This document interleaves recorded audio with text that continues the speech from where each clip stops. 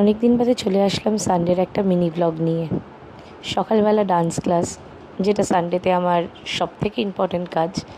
Dance ক্লাসের পর আমাকে আর কিছু নিয়ে ভাবতে হয় না।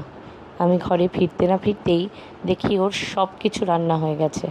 যেমন এই সানডেতে অলরেডি ভাত বসিয়ে ফেলেছে, ডাল করে ফেলেছে, সাথে মাছ ধুয়ে কেটে রেখেছে, আরও অনেক কিছুরই জোগাড় চলছে।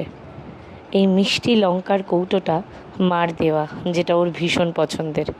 ও কিন্তু যত্ন সহকারে সব কটা কাজ করে এবং সত্যি বলতে আমি ব্লেসড। তারপরে খুললাম মামনির দেওয়া কিছু রান্না নিয়ে। নাচের ক্লাসে যাওয়ার পর বোন এনে দিয়েছিল কচুরলতি আর এঁচড়।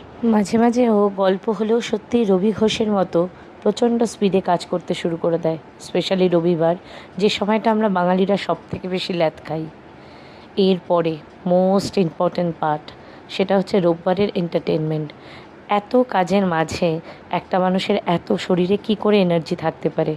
ওর ফেভারিট ক্যারেক্টার ভলডেমর্ট এবং স্পাইডারম্যান দুটো মিশিয়ে একটা নতুন অবতার তৈরি করে আমার রেনকোট পরেও আমাকে এন্টারটেন করতে শুরু করলো। মাঝে মাঝে ভাবি, এত এনার্জি, এত পজিটিভিটি পায়ও কোত্থেকে? সব জায়গায় শুনেছি রান্নার কাজটা শুধুমাত্র মেয়েদের।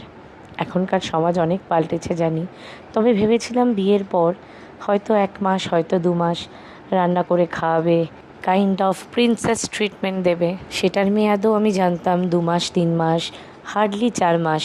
টানা 2 বছর ঘর সামলে, সংসার সামলে, রান্না করে, কাপড় কেচে, বাজার করে একটা ছেলে 2 বছর ধরে টানা একই রকম থাকতে পারে? এভাবে পাশে থাকার জন্য কি আর বলবো।